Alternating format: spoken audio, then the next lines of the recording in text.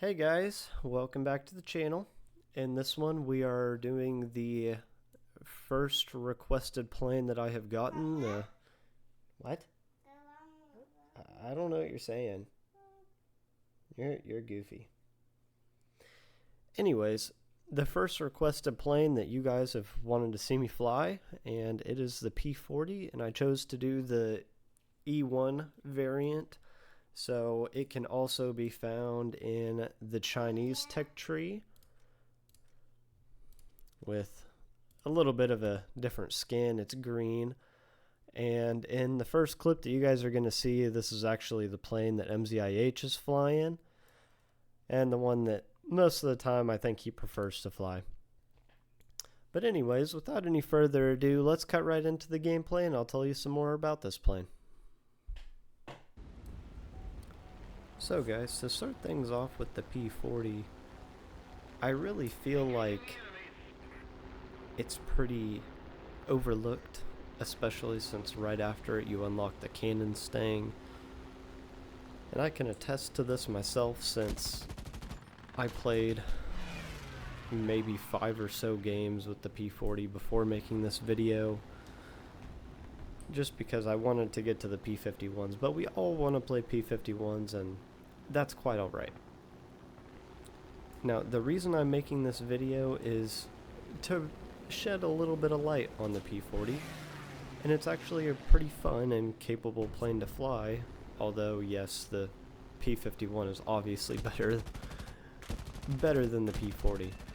Now, you have two different variants of the P-40, the low altitude E variant and the higher altitude F variant, and I believe that the F can only be found in the American tech tree, whereas the E can be found in the American tech tree just as normal research, and in the Chinese tech tree as normal research, but it can also be found in the Russian tech tree as a premium in rank 2.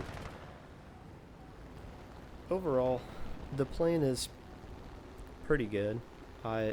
It kind of turns like a boat until you bring out the combat flaps. It starts to turn quite a bit better, and the flaps themselves are pretty strong. Let me look really quick. I'll just see what it says on the War Thunder wiki for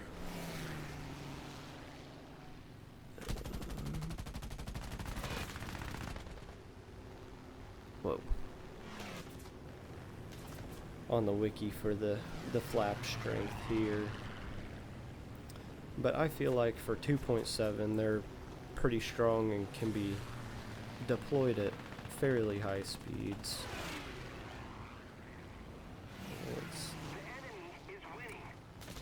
Combat flaps are limited at 595 kilometers an hour, so they are pretty strong, and those are going to allow you to turn better. You can dogfight in this plane, although I would not really recommend it if you are playing solo. You are really going to want to be backed up by teammates. It's really like playing any other American plane, as far as it's better to have teammates around you just in case something goes south. You know, you never know what's going to happen, and it's always good to have a third party on hand to take care of things in case they get hairy.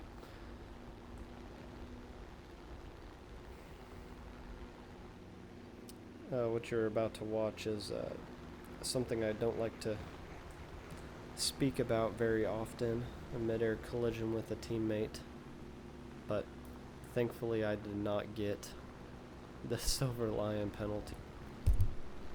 Anyways, back to what I was saying about the P-40. It's a pretty fun plane to fly.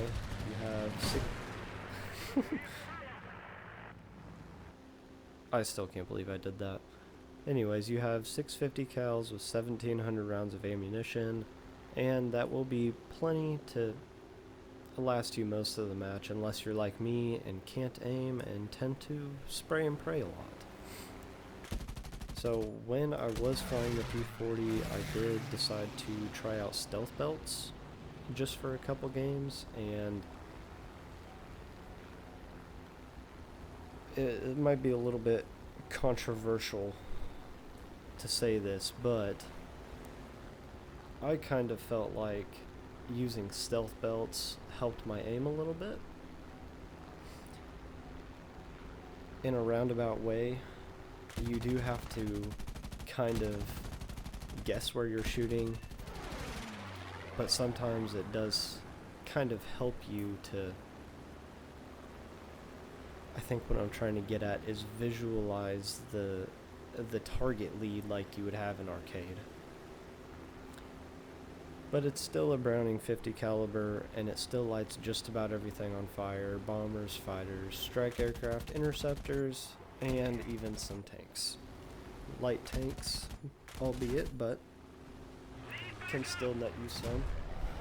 Silver lines and research points. I believe that you can take 1 or 2 presets for bombs if you want to try this in ground realistic battles. But I personally do not have a tank that's high enough BR to be able to utilize this in ground realistic. As crazy as that sounds, all of my time playing War Thunder has been in planes so far. But that pretty much wraps up what I want to say about the P40. So as always, guys, leave a like if you enjoyed watching, and if you have any War Thunder tips or any planes that you want to see me fly, leave them down in a comment below, and otherwise subscribe to the channel, and we'll catch you in the next one.